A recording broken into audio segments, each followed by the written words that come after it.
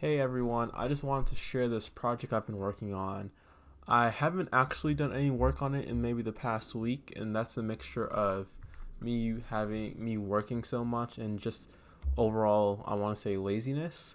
But I would like to show off this version that I have. It's mostly done, I'd say maybe 70% done. But yeah, let's just hop into it. So, this is the home page. As you can see, it's not done. Then I also have this 404 page here, and I'll hop into the code here in a second to show you guys this. This is using React Router. And then we have three pages. One is a currency exchange page, so you're going to pick two currencies. Now the graph I have working on here is not working yet. So this will show you the conversion rate. So disregard this graph for now. So the actual rendering of the graph works, but the data set in the graph does not work yet.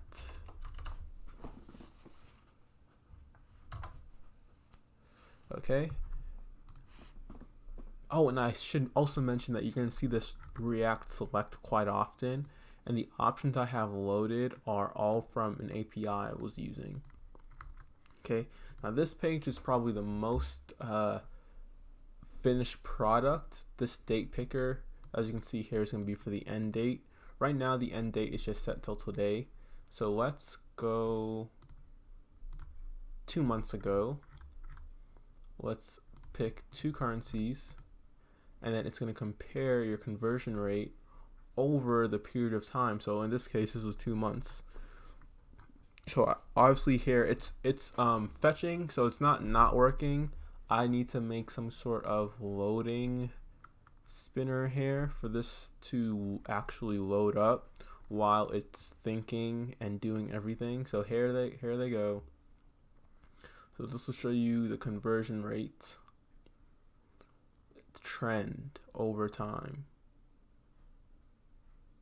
Okay, so you can see it was high, dipped down, and then if I wanted to change it, so I'm gonna do maybe something that was a little sooner, so that way my graph doesn't take as long to render. And as you can see here, it renders, not much to say about that, and it changes on each render. And then as a matter of fact, you can always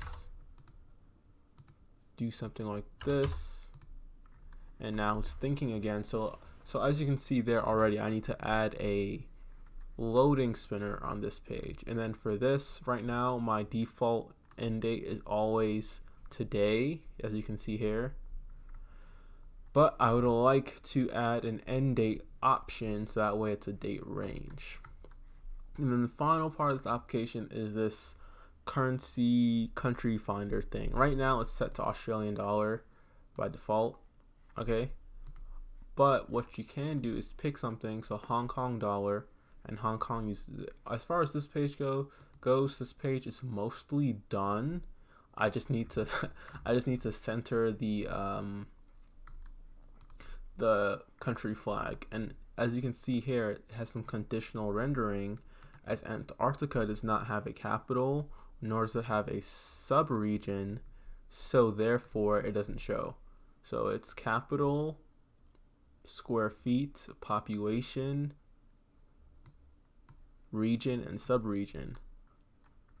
Okay, so another cool country you can look at is, the USD.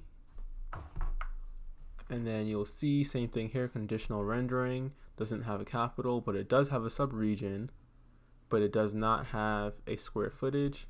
And also the title and the picture are both hyperlinks that go straight to the Wikipedia page, because I'm pretty sure the person that made the country's API I'm using ripped everything from Wikipedia, so it actually works out really well. Yeah, so that's the main overview of it.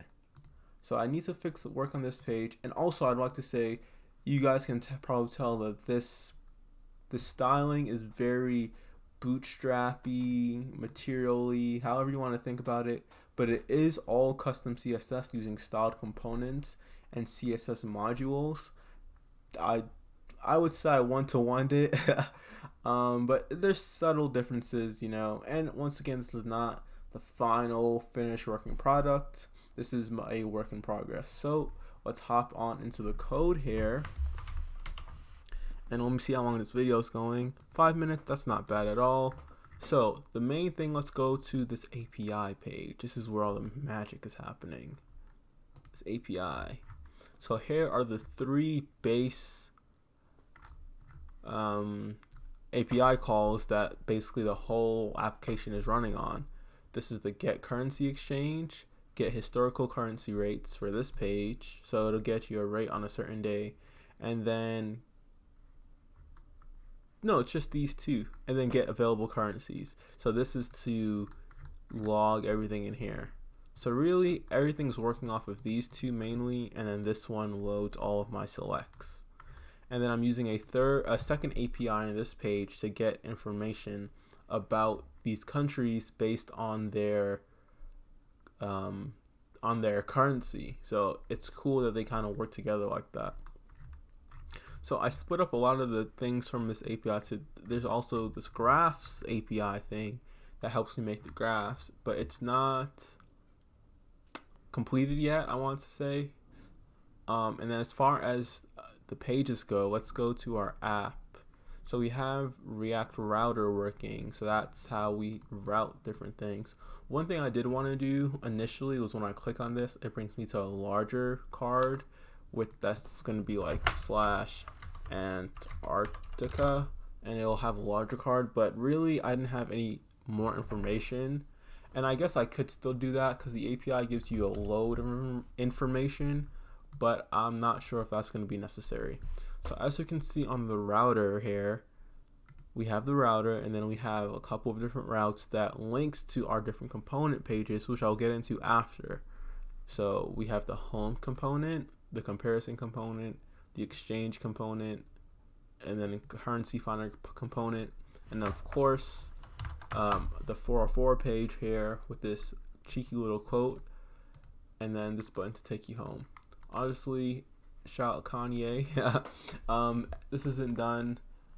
Yeah, so let's hop into the pages. I'm not gonna super dive into the code in this video because that's less important, as this is just kind of a high level overview of this project. So as far as the pages go, the home page is pretty basic right now.